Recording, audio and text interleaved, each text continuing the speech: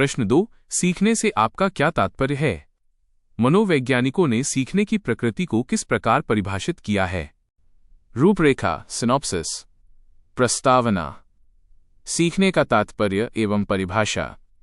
सीखने की प्रकृति। निष्कर्ष। प्रस्तावना, इंट्रोडक्शन। सीखना या अधिगम, लर्निंग केवल साक्षर होना या सूचनाओं का संग्रह करना नहीं है, बल्कि स्वयं को रूपांतरित करने की एक अंतहीन प्रक्रिया है। यह मानव विकास का वह मूल आधार है जो व्यक्ति को जन्मजात प्रवृत्तियों से ऊपर उठाकर एक सामाजिक, विवेकशील और कुशल प्राणी बनाता है। मनोविज्ञान में सीखना एक गत्यात्मक प्रक्रिया है जो व्यक्ति के व्यक्तित्व का सर्वांगीण विकास करती है। सीखने का तात्पर्य एवं परिभाषा। Concept and definition of learning. सीखने का वास्तविक अर्थ व्यवहार में होने वाला वह सुधार है जो अनुभव और अभ्यास के फल स्वरूप आता है। यदि हमारे व्यवहार में कोई परिवर्तन अनुभव के कारण नहीं है तो उसे मनोविज्ञान में सीखना नहीं माना जाता। प्रमुख मनोवैज्ञानिकों ने इसे इस प्रकार परिभाषित किया है। वुडवर्थ के अनुसार नवीन ज्ञान और नवीन प्रतिक्रियाओं को प्राप्त करने की प्रक्रिया ही अधिगम है। इसकी विवेचना यह है कि जब हम किसी समस्या का समाधान करने के लिए कोई नया रास्ता खोजते हैं तो वो सीखना है। उदाहरण, एक बालक जो पहले केवल रोकर अपनी बात मनाता था, जब वो भाषा का प्रयोग करके अपनी आवश्यकता बताना सीख जाता है तो ये नवीन प्रतिक्रिया ही उसका वास्तविक अधिगम है।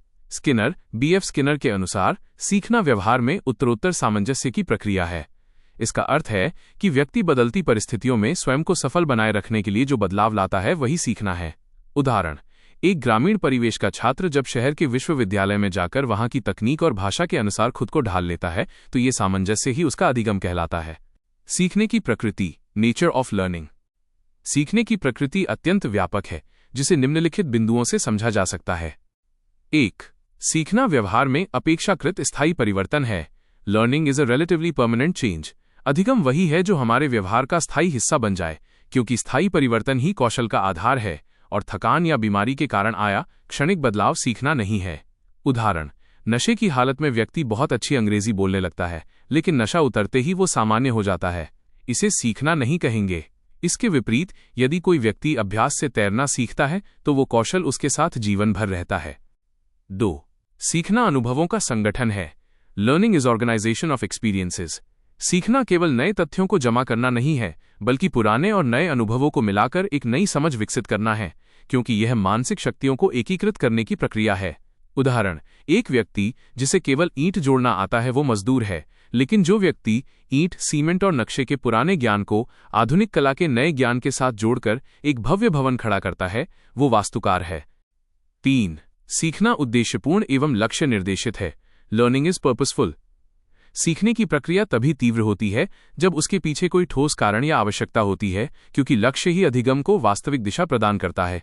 उदाहरण, मरुस्थल में फंसा व्यक्ति जब पानी की तलाश में मीलों पैदल चलता है और रास्ते की बाधाओं को पार करना सीखता है तो उसके पीछे जीवन रक्षा का महान उद्देश्य होता है। बिना लक्ष्य के प्रभावी अधिगम संभव नहीं है। 4. सीखना सार्वभौमिक और निरंतर है। Learning is universal and continuous. सीखना किसी विशेष आयु या प्रजाति तक सीमित नहीं है और यह जन्म से मृत्यु तक चलने वाली एक निरंतर धारा है, क्योंकि यह प्रक्रिया हर स्थान और हर प्राणी में समान रूप से विद्यमान है।